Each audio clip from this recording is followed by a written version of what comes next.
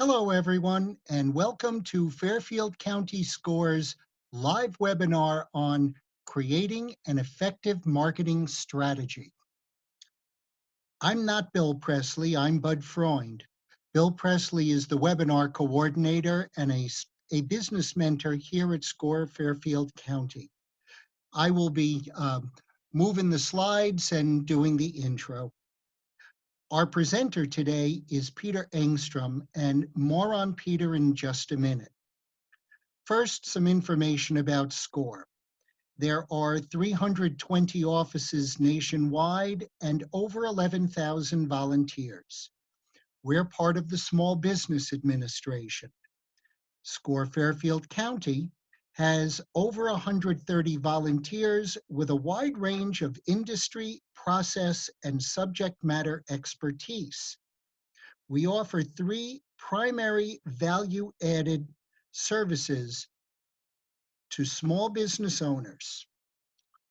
First, free one-on-one counseling by telephone, email, and video in today's current scenario, and we will get back to face-to-face, which you will be able to get to if you click the Request a Mentor link on our website, fairfieldcounty.score.org, or from the link that you see here on the screen, you'll be able to go in and get it as well. Educational workshops and webinars, and we do over 150 a year. These days, they're webinars.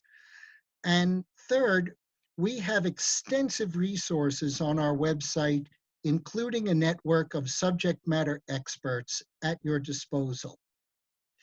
As you can see, we're in the process of converting some of our canceled in-person workshops to live webinars due to the current situation in our country, and you will be able to find specifics about that at our website, fairfieldcounty.score.org. Now, some information about tonight's event. If you have a question, please use the chat window at any time to type it in, and we will get to it at the end. We're going to try to end at about 7 p.m., but if we run over because of questions, well, so it goes. We will try to respect your time. Also, this session is being recorded, and the link to the recording will be available at fairfieldcounty.score.org within the next couple of days. Now, about our speaker. Peter Angstrom is the founder and former COO of Schmersel USA and Stute Meditech Inc. He helps small and medium-sized industrial firms increase their marketing effectiveness and grow sales.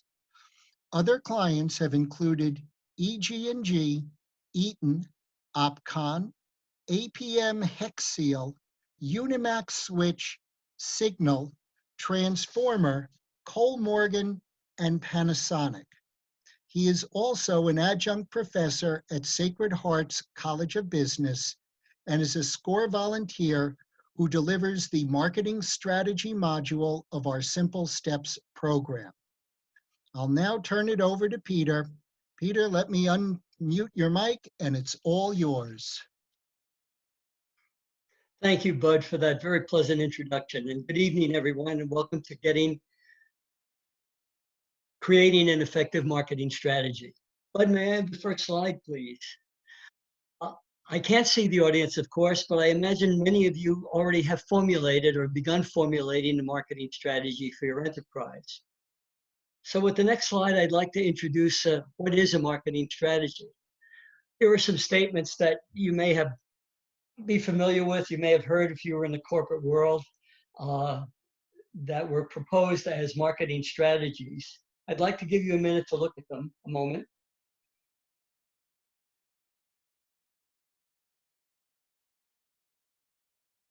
And if we were live, I would ask someone in the audience if these truly represent, if any one of these truly represents a marketing strategy. Next slide, please, Bud. I think probably most of you are saying, no, they don't. They're really goal statements that companies make in order to measure their progress as they go forward. They're not truly marketing strategies. I'd like to, again, I would ask someone in the audience, if not, why not? May I have the next slide, please, Bob? The reason they're not marketing strategies, of course, is that none of the above tell you how the organization is going to achieve their goal. What are the marketing decisions and the related tools that they expect to use to achieve their goals and their objectives in the coming year or years? So for the next 30 or 40 minutes, we're going to look at the elements of a marketing strategy and figure out how to put them together for each of your enterprises. I'm not going to do it, of course, but I'm hoping that we will give you the tools for you to do it before the program is over. Next slide, please, Bob. I like to think of a marketing strategy as a roadmap. I remember Yogi Berra once said, if you don't know where you're going, you're probably going to end up someplace else. So with the absence of a marketing strategy, you probably don't know where you're going and you probably will end up someplace else. So as a roadmap, but instead of a series of roads and distances and turns, next slide, please, bud. It's really a set of marketing choices, which we're going to look at in the next few minutes, and the related actions that those marketing choices will lead you to in the face of competition. And I want to emphasize that phrase, in the face of competition, which will help your business grow and prosper. In our little graphic here, you'll see you as the red O's, and you'll notice that they're not colliding with their competitors. They're sort of trying to move around them as they navigate their way through the competitive marketplace. So let's talk about how we can do that effectively, regardless of the size of business or the business that we're in. May I have the next slide, please, Bud? I believe your marketing strategy consists of these choices that are listed here on your PowerPoint screen. Of course, all of you have a product or service which is inherent in the business that you represent. So that's a given. And by that given, that defines pretty much who your competition is. We're going to spend a lot of time looking at competitive advantages, and I'm going to use the word differentiators, and the related customer benefits, because that really is the essence of an effective marketing strategy. And based on those advantages, we're going to try to help you hone in on who your target customers are and what that means, a good target customer. That will precipitate, your customers will precipitate how you're going to get to them in promotion, how you're going to get your message out there, and also the sales channels that you'll make available to them to have access to your product. And last but not least, we'll talk about pricing, which I think is a subject of interest to all entrepreneurs, especially beginning entrepreneurs. How do I price my product or service? Hope that in the course of the next half hour or so, I'll give you some ideas and thoughts about that. May I have the next slide, please, bud?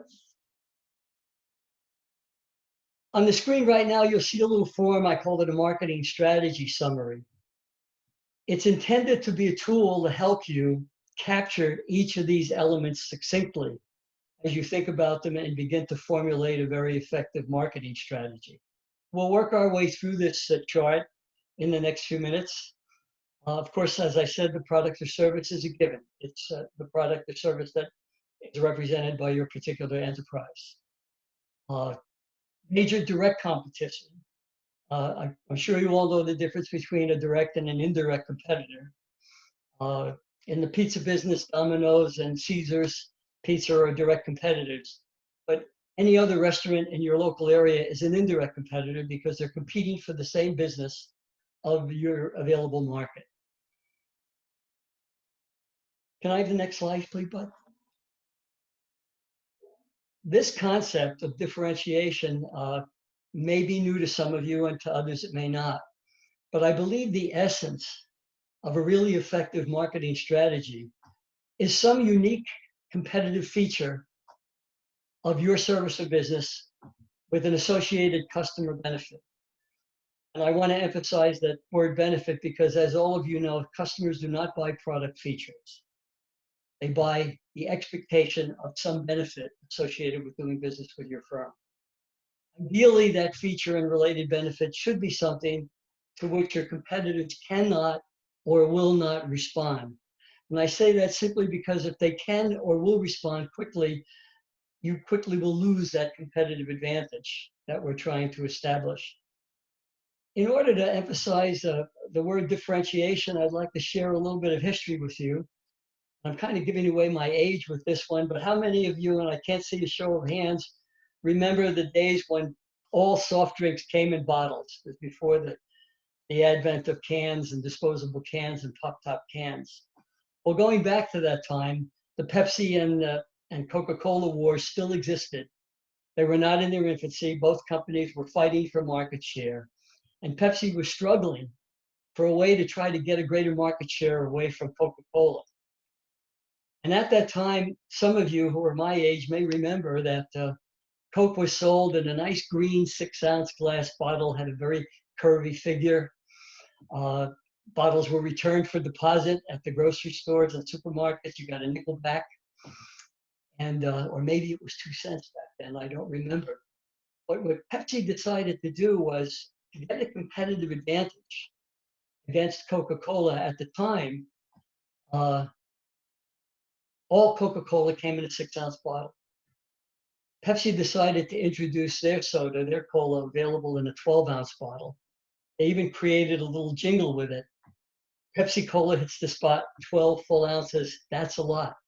There was more to the jingle, which I don't remember, but some of you may remember that. So they introduced the 12-ounce bottle, and of course, with all the bottling equipment and investment that Pepsi had in packaging and handling those 6-ounce bottles, it was something to which they could not respond to very quickly. It took them many, many, many months to address that competitive differentiation from Pepsi Cola.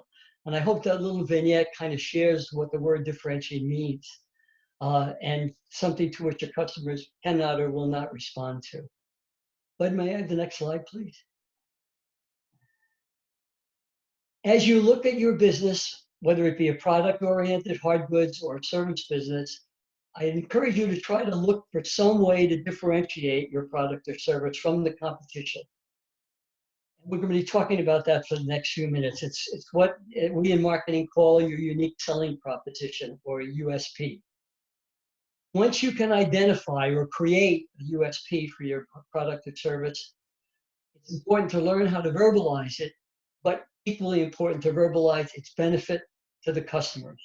Because by verbalizing the benefit, you're really giving your target customers a reason to want to buy from you rather than one of your competitors. Next slide, please, Bud. Why is differentiation important? There's 4 reasons on the screen here. I'll give you a chance to look them over. Maybe formulate a question for later if you have one. But in our competitive marketplace, there's so many product choices out there. Consumers typically are overwhelmed with choices and choosing a product, especially in a category with which they may not have a great deal of familiarity. If your products don't stand out in some way or for some reason, they're going to get lost in the mix. So you as an entrepreneur have an obligation to yourself and to your company to give your customers the tools they need when they make their purchasing decision, hopefully to draw them towards your product or service. And if you don't do that, if you remain in the shadow of your competition, do not have a unique selling proposition, some compelling reason for them to consider you, you're probably going to get lost in the mix. Next slide, please. Basically, your difference or differences equal your competitive advantage. And when you do have a unique feature and related benefits, you move the purchasing decision away from price and more towards value. I'm going to be talking more of that later when we talk about pricing your product or service. If you've verbalized your feature and benefits in a way that resonates with the customers, you should do it in every piece of promotion that you have, whether it's your website, whether it's a brochure, whether it's an advertisement, whether it's a Facebook blast or an email blast. Every sales promotion, everything you do from a sales standpoint should mention this product benefit and its product feature and its specific benefits. And again, you may hear me say this 2 or 3 more times before the webinar is over, but customers do not buy products, they buy the expectation of benefits. Why it's so important to verbalize those benefits, because it's often hard for the customer to make the leap from a product feature that you have to the benefit it offers. It's much easier if you make that leap for them. Next, please. As I said, differentiation will give your customer a reason to choose you from the crowd. But equally important is the benefits of differentiation, moving the purchasing decision away from price and toward value will probably enable you to get a higher price for your product or service. Next. Let's look for a moment at some of the ways that you may be familiar with that may be platforms for which to differentiate your firm's product or service. Clearly, unique features and benefits we've gone over. Customer service and quality, I think in today's marketplace are givens. The customer is quite educated, quite smart, and so are the suppliers. And I think anybody who's in business today that doesn't offer good quality and good service probably is not going to be in business for long, or certainly is not going to sustain the level of growth they would like to. Other ways you can do it are extended warranties, maybe unique sales channels that make it easier for the customer to access your product, ease of availability, fast or free delivery, special services, packaging. If we were in a live webinar, at this point, I'd pull out a Robbins blue box with a white ribbon and put it on the counter. Some of you may be visualizing a Robbins blue box and may know who that comes from. Certainly the ladies in the audience will recognize that that's the package of Tiffany's. It's become an iconic symbol of their brand. And it's a way for them to differentiate themselves. Only one of the ways, of course, that they differentiate themselves in the jewelry marketplace. Price, of course, is another way to differentiate yourself, and we'll talk about that going forward. There's other special qualifications you or your friend may have, licenses, awards you've received. I've been impressed with Chevrolet the last couple of years, how they moved from being your father's car or Chevrolet to being a leader now in high performance quality vehicles with the JM Powers Awards. They've done an incredible job of repositioning themselves with those awards over the last 3 years. You may be familiar with their TV commercials. Of course, professional affiliations, recognition, we'll look at some examples of that a little later, special training you may have if you're in the service business, and guarantees. Those are just some of the product and company ways to differentiate yourself from other competitors of your product or service. Next, please. There are other successful ways that companies have used to differentiate themselves in the marketplace that are not necessarily related to your specific company or product. One of them is to be first. If you can get into a product category first with your product, and I'll try to give you an example. One of the firms I worked for was in the medical business. They made foot switches. Foot switches are pretty much a commodity. You see them all over the place. But they made foot switches for medical equipment suppliers, people who made cataract surgery, brain surgery, endoscopic surgery equipment. And they were very sophisticated. And what they did was they created a brand new product category. They didn't call it a foot switch. They called it a medical grade foot switch. By doing that, they created a brand new product category that nobody occupied, and came to the United States with that product offering in the face of a competitor who had about a 90% market share of the then existing available foot switch market. What they not only did was position themselves as the leader or the first ones to offer medical grade foot switches, but they repositioned the leading supplier at that time, who was really supplying an industrial grade product. So they ended up achieving two key marketing effects. One was to give themselves a leadership position as being first, and the other was to reposition their leading competitor, who was entrenched here, who pretty much own the market at that point. Being first gives you the perception of being knowledgeable and of expertise. You can be first in a product or service category. It's a way of reinforcing, it's something that your copycat competitors will have to reinforce if they want to compete with you. It forces later entrants to find their own USP, makes it more difficult for them to get into the market. Next slide, please, Bud. Another successful strategy is to maintain ownership of an attribute. I think the examples that you may be familiar with are 7-Up when they came up with positioning themselves as the Uncola. So they owned that attribute of being the Uncola and had a unique position in the soft drink market. BMW, with their slogan, the ultimate driving machine, have positioned themselves as the expert in providing you with a driving experience that you cannot get from any other manufacturer. Owning an attribute in your product category can be a very successful strategy for differentiation. Next. Another successful strategy is to be the leader and use that leadership position to carve out a larger market share. It's the most direct way to establish leadership is with your credentials. It establishes performance of your brand, and you own the product category. Here are 3 companies you're all familiar with who are successful. They differentiate every day simply by continuing to be the leader in their product category. Copiers at Xerox, and chocolate is Hershey's, of course, in ketchup is Heinz, oatmeal is Quaker, and the list goes on and on. In tissues, it's Kleenex. You get the idea. Next. Another strategy that may be appropriate for you is to specialize in the market.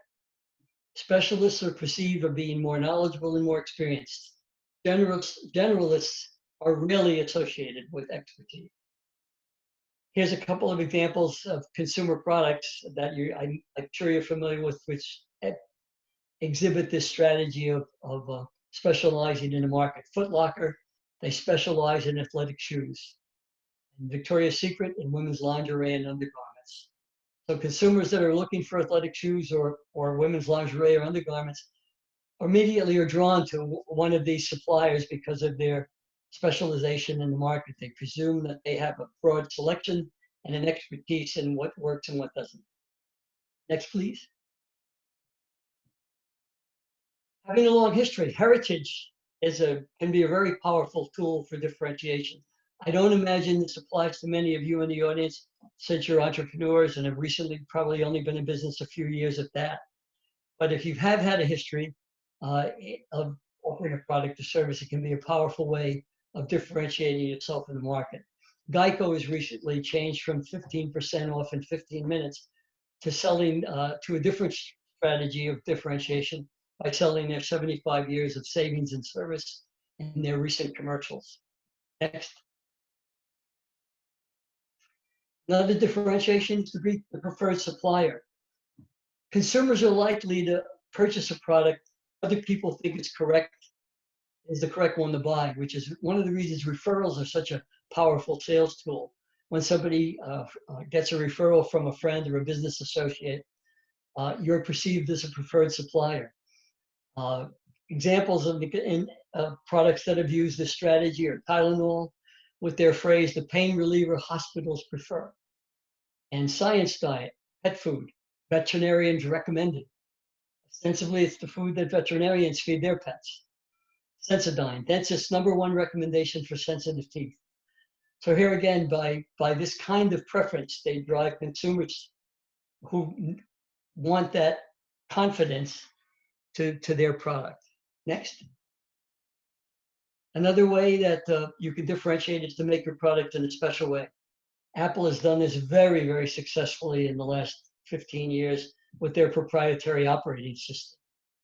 You buy one Apple product, you probably pretty well are married to being an Apple customer for life because of their special proprietary operating system. More common or probably recognizable strategy of this type is Crest with their Fluorestan when it came out, and fluoride became a well-known preventative of cavities. Crest quickly started to use a chemical in their product that fought cavities.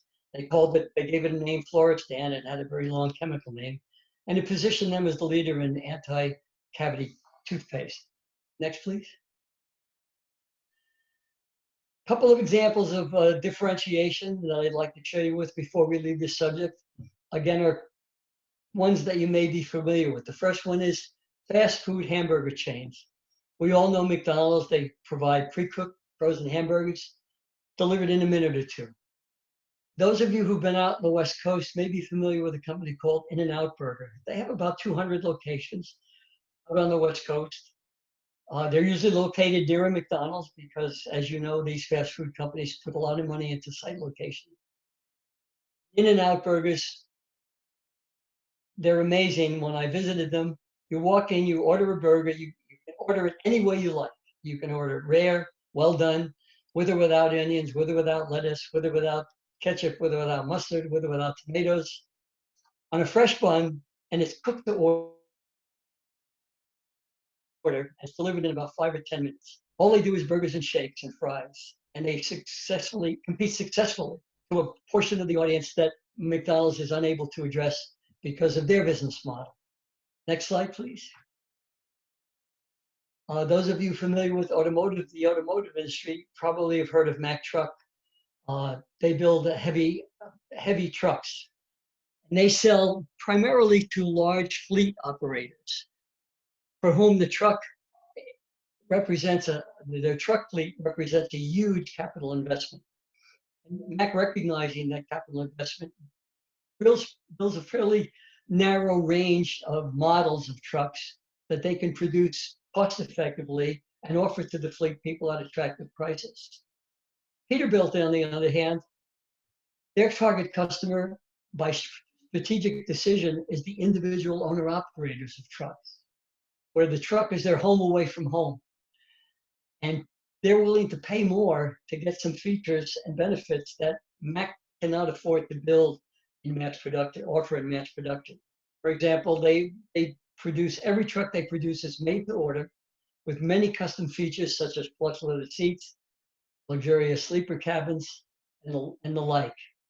And they have carved out a very nice share of the heavy truck market by differentiating with that offering. And to boot, their profitability is about 20% better than Mack. They're not nearly as big a company, but they have a very, very nice niche in the marketplace.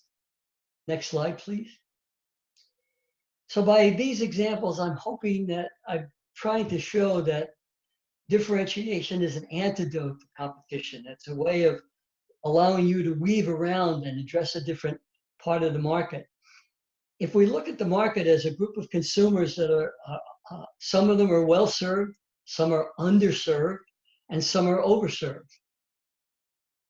And if your differentiating factor is something that has not been offered before, you may draw in a group of people who have not bought because the products that were available did not satisfy the need, or you may appeal to a group of customers who have been overserved and they can now get what you're offering without having to pay for a lot of bells and whistles that they don't need. Next slide, please. The good news is that in many markets, as I said, there are customers who are underserved and overserved. When you offer a product that has differences and add value, you really expand the available market instead of having a we win, you lose mentality where you have to steal business from your competition. By offering a unique advantage and a unique benefit that goes with it, you really expand the available market and everybody wins. There's room for everyone. Next, please. I just want to spend a moment or two on brand identity. I think as small businesses, and I don't use that term in any denigrating sense at all, you probably think that brands are only for large companies that have a lot of money. But that's not true. I think brand identity is an important, should be an important element of your marketing mix, because brands, as I'm showing on this slide, they not only create awareness, but over time they tell a story, they make a promise, they become recognizable. Again, over time, they solicit emotions and generate loyalty. Next, please, Bob. These are some local brands. I know that the audience today is not local. You're probably from all over the country, but these are some local brands here in Fairfield County. Of course, everybody recognizes the Starbucks brand. You don't even have to have the name. You'll see that and you know that there's a Starbucks waiting for you right at that location. Little Pub is a small chain of family restaurants here in Fairfield County. It probably started, it says, I can't remember the year, 2019. No, 2009, I'm sorry. So about 10 years ago. They now have 6 locations in Fairfield County. They're doing very, very well. They built a business model that it's one owner, and this is his logo and his brand. Whistle Stop is a small bakery at a local train station on our spur line that runs from Danbury, Connecticut down to Norwalk. They're open from 6 a.m. to 1 p.m. They come in every morning and they bake fresh goods. They're in about 4 o'clock and they start getting the train traffic, but they also they have a lot of street traffic that drives by and stops up and picks fresh goods pies every day and donuts and rolls. What they don't sell at the end of the day, they donate to the local food kitchens. And Noteworthy Chocolates is a store client, I believe, out of Bethel, Connecticut. And what they do is they make chocolate bars with a message on them. They make them for companies, they make them for organizations. They come in different sizes, 2 inches by 4 inches, 3 inches by 6 inches, all in a foil wrapper with a very nice message engraved in the chocolate. Next slide, please. So you can see that brands don't have to be limited to large corporations. If your firm is a small corporation, it's still possible for you to develop and build a very successful brand to go along with your product or service and your company name. I'd like to move on to the next choice in customers. Once you've identified that unique selling proposition and its related benefits, now you go to the task of identifying who are your target customers. I think that once you've identified your unique selling proposition and benefits, you want to look for the people who can understand and appreciate that feature and benefit and who value your offer. And if you can identify those people, then you've identified people who are also willing to pay you for that value. Next. I think those of you who've been through the Simple Steps program have been shown ways to identify your customers, how to use the databases and so on, how to demographically identify your customers, the importance of demographically identifying your customers as succinctly as possible, either by demographic characteristics, such as the one shown on your screen now, or by industry characteristics. Next slide, please, bud. That would be things like job title, industrial sector, size of firm. If you can begin to cluster your customers by certain characteristics, it really helps you to then succinctly identify the best promotional venues for reaching those customers and delivering the most appropriate message to them, because you're delivering a message about the benefit that you know they understand and appreciate. And ultimately, by narrowing the venues in which you're promoting to the ones that are reaching that specific group of customers, you're getting the most from your marketing dollars. Next. Just a few words about promotion. Historically, the traditional forms of promotion, which some of you may be familiar with, were print and magazines and newspapers, billboard advertising. Years ago, a lot of companies used direct mail, where you'd get something in the mail that, addressed to you from a company that prompted you to take some action, maybe ask for request a sales presentation or ask for a free sample. TV and radio are still very powerful ways of promoting and getting the message out. Trade shows and referrals, of course, we talked about. Today, of course, in the next slide, there are a whole array of digital, next slide, please, bud, of digital ways of getting promotion out. I've got the word website here emphasized because for those of you who are just starting out, I think it's important for all of you, every business today, no matter what size, whether you're a 1-person or 1,000-person or a 10,000-person company, you must have a website. It's an essential form of promotion. It's where people will go to get introduced to who you are and what you do. Of course, email and newsletters, social media such as Facebook and Twitter, and YouTube videos and webinars are tools that are accessible to you for getting the word out. Next slide, please, Bud. When I talk about getting the word out, I just use this slide of the sales funnel, which some of you, or maybe all of you, are familiar with. But it's the reason we do promotion. At the top of the sales funnel is a large group of people who we hope to be amongst our target customers. If we choose venues that reach them, we know what magazines or what newspapers they read, what trade shows they go to. Maybe they're on Facebook and we can identify them using the marketing tools that Facebook makes available to you that segment their audience. We can take a group of those people, create an advertising message that's intended to make them aware of the product and or service we sell. That's the first level in the funnel. Hopefully, if we've done that effectively, created a compelling sales message about our company and our benefits, we stimulated some interest in them. And if we have achieved that, they may reach out for an evaluation of some kind. Hopefully, if they go through the evaluation, you walk them through that, you help them through that, they then make the commitment to do business with you. And if that's a successful event, which I am sure it will be, they become a powerful referral for future leads that you may receive. And it's the reason that we need to have a marketing budget in our plan in order to get this effort completed. Next. Another element of our marketing strategy is going to market. How are we going to get our product or our service to the customer? Some of you will be your own direct sales force, especially if you're in the service business. Those of you who have hard goods, who need to get it from your production plant or who's ever producing it for you, to the ultimate, a place where the customer can ultimately buy it, may use independent sales representatives who will cover the country for you. Some of you may use distributors who will buy it and resell it. Some of you may use a combination of both. Some of you may go directly to the retailer and sell directly to them.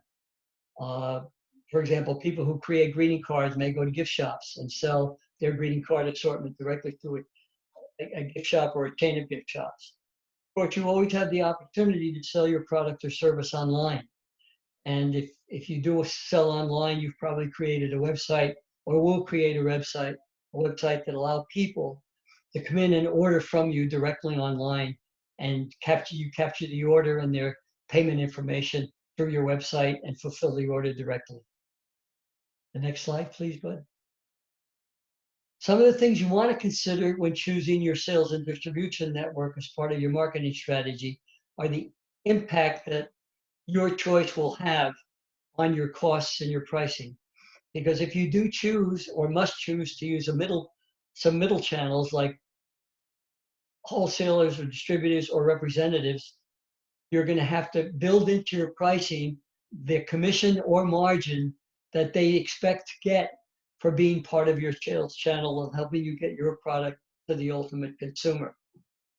If you're going to sell online, you're going to need a website that allows you to take those orders, process them, and process the payments online, and the human resources necessary to keep that website alive and functioning properly. So you're going to have to build that cost of those human resources and maintaining that kind of online ordering and processing system in your pricing and cost structure. Next slide, please, Bud. The next thing we're going to talk about is costs and pricing your product. There's a statement on here, you probably think I'm a little bit wild. Your costs have nothing to do with your selling price. I firmly believe that your costs have nothing to do with your selling price. They only represent the lowest price at which you can sell your product without losing money. And if you think about that for a minute, I think you'll agree that that's a fairly accurate statement. Next, please. But costs are not the only factor that affect your selling price. Other factors that will affect your selling price are your competitors' pricing, obviously. Sales channels you choose will affect how much you have to build in for margins and or commissions. Your USP may have a very significant effect on your selling prices, because if it has great value, you'll be able to get higher prices. Of course, supply and demand have an impact on what you can get for your product or service. And the last element here, I just like to spend a moment on your desired competitive posture. This is kind of a psychological element that I believe enters into your pricing decision. Next slide, please, Bud. In every mature market, there is a market leader, a major competitor who, by definition, has the largest share of the market, and by having that large share, has the ability to establish price and performance norms. As you look at your product and service, I just want to encourage you to recognize that if you price yourself below what is perceived as a normal price from the leader, we all have been conditioned to believe that you get what you pay for. So if you price your product or service below what the existing norm is for a product or service like yours, you run the risk of maybe sending a message to the consumers that you probably don't have comparable quality or comparable service to what they would expect you to offer. On the other hand, if you offer a product at a price higher than the norm, you're sending a different message that your product or service probably has higher value or higher quality. So simply by the price point that you choose to offer, you're going to unconsciously send a message to the marketplace because of the norms they're used to. And I just want you to make you aware of that unconscious message that you may send by pricing way above or way below the norms of what's already in the marketplace. I, of course, encourage you to differentiate yourself so that you can price your product higher than the norm and offer value and get higher prices. Next, please.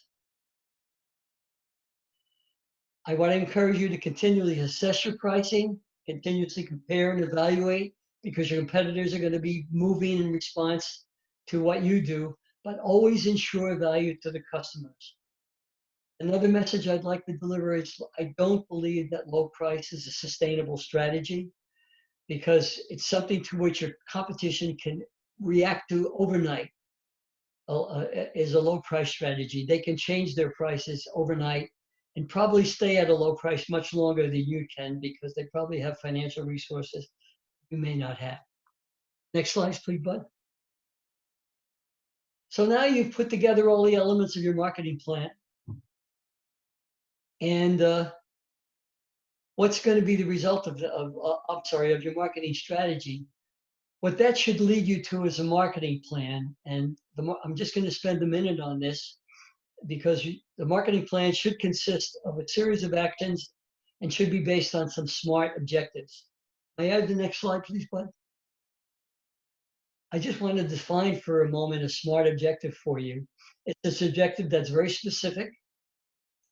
Most important, that it's measurable, that you can assign it to a person in your organization for being responsible to make it happen, that it's realistic, it's not beyond the resources they have available to you, and that, very important, that it's time-based. Next slide, please, Bud. Here's a list of some possible objectives that you might set in your business that are measurable. I'll give you a minute to look at them. The most common one, of course, is sales. We're going to achieve X amount of sales in 6 months' time. That's probably an objective that every company sets in one form or another. But there's other objectives that you can set that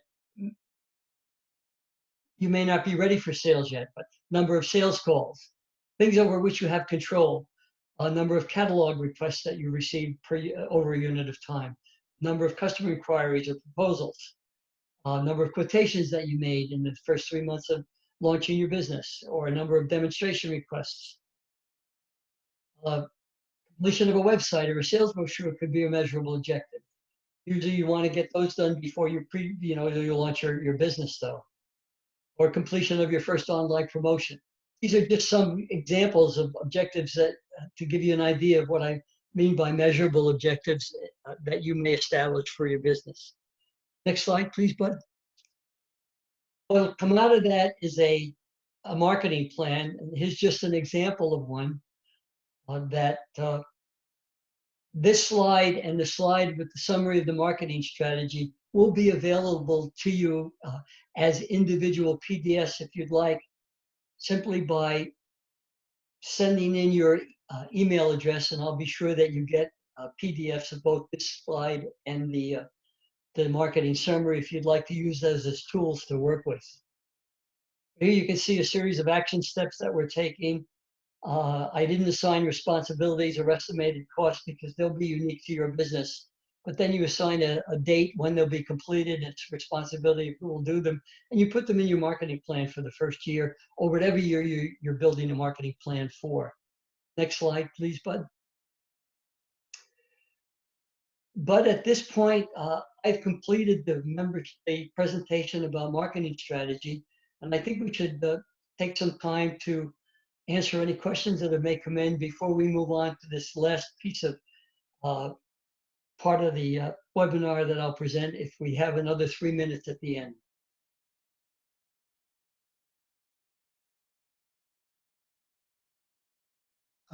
Peter, you told me you were going to be 45 minutes on this and you were 46. I'm very sorry. impressed. I apologize. We'll let you slide this time. And besides, anybody who quotes Yogi Berra is okay by me. Now, more importantly, going back a little ways, you had mentioned about quality being one of those items that's measurable. And when I think about some clothing manufacturers, there are some brands that clearly make a product that will last forever and ever. And then there are other clothing manufacturers who, while they're very large businesses, the product that they make is not exactly that quote unquote quality product. It's a you wear it a couple of times and then you start to see it's either threadbare or you wash it and it becomes threadbare. How does a company be able to grow in almost defiance to this quality statement that you had made? Well, it's an excellent question, Bud. Whoever asked it, I thank you for that. I did not mean to say that you could not grow without.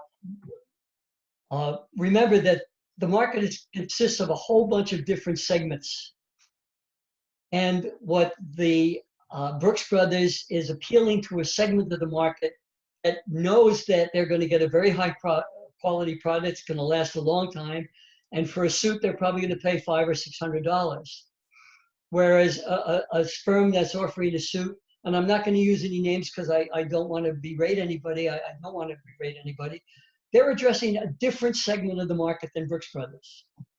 And their segment of the market knows what they're going to get for what they pay for, and they're quite happy with what they get.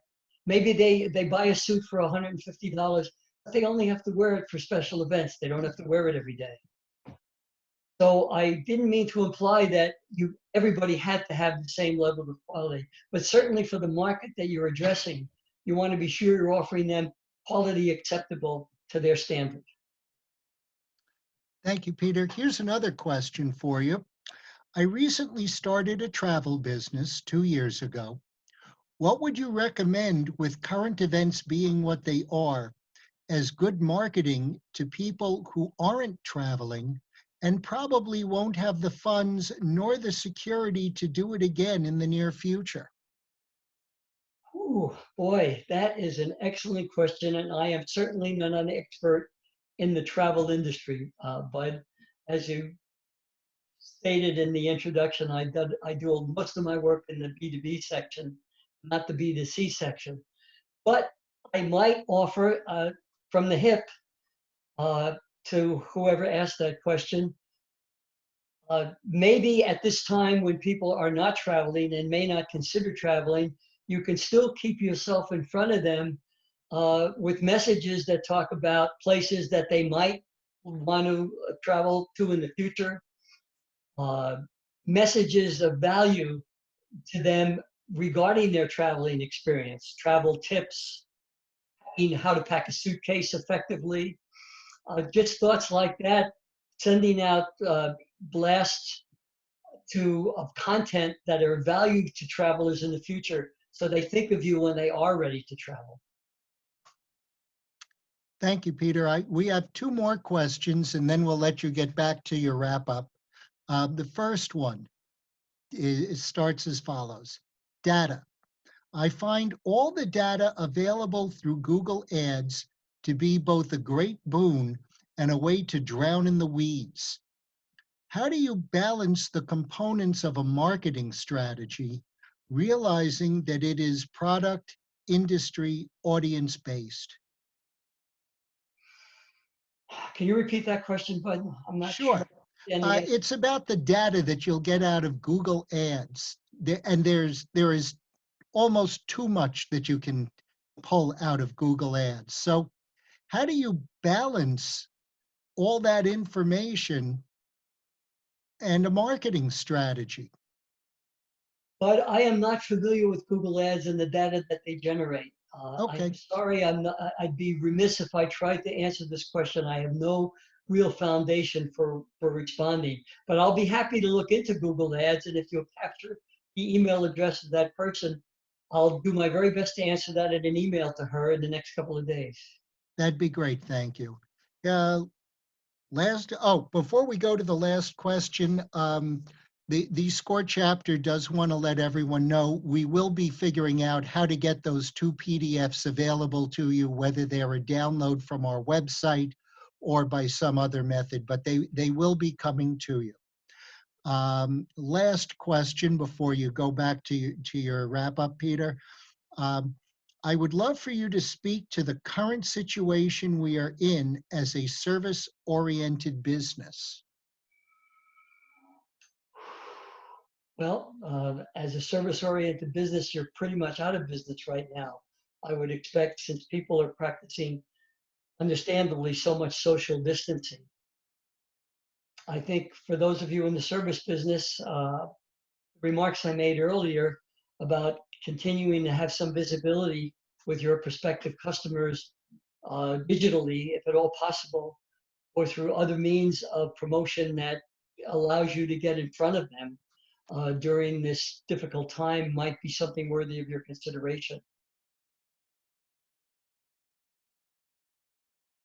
So why don't you continue on, please, Peter? Should I continue on with the road to success, Bud?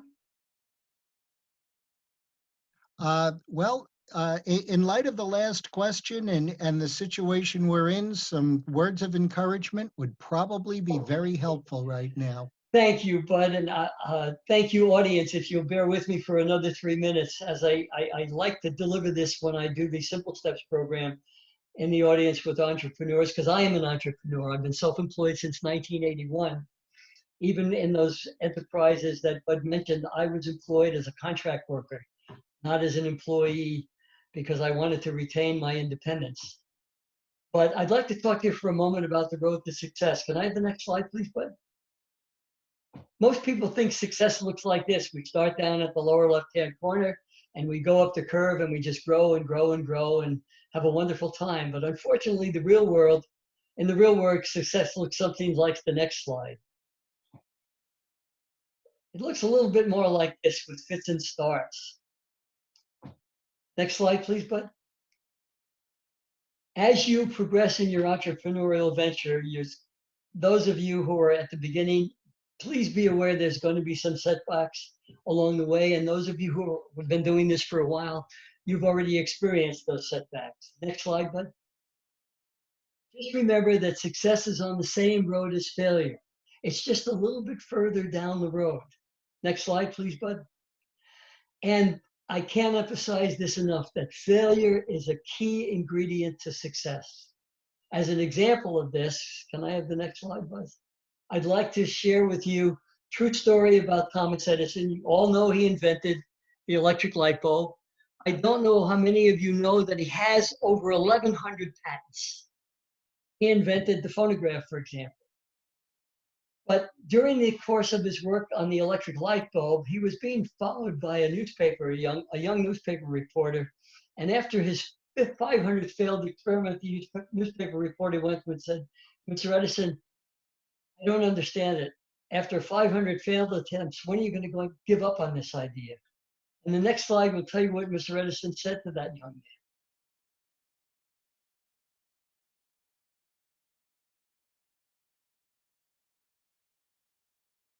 May I have the next slide, please, Bud? Of course, he went on to successfully find the ingredients that were necessary for him to achieve the electric light bulb that we became so dependent upon. The other thing I'd like to share with you, failures are not only a necessary ingredient to success, but I encourage you to celebrate your failures and what you've learned from them. I've encouraged my clients in business to celebrate their failures and what they've learned from them and go on from there. Next slide, please, Bud. Remember, it's only a failure if you don't learn something. And the bigger the failure, the bigger the learning lesson. Next slide, please, Bud. The other thing I'd like to share with you as an entrepreneur, I've come to believe that there are two additional very important P's to marketing that complement the 4 P's of marketing, which of course you're all familiar with. And those, the 2 P's that I've become very important to me are, the next slide, please, Bud, patience. And the next slide, please, Bud, perseverance. Never give up. Next slide, please, Bud. Whatever you venture, thanks for joining us this evening, and I wish you great success and much happiness.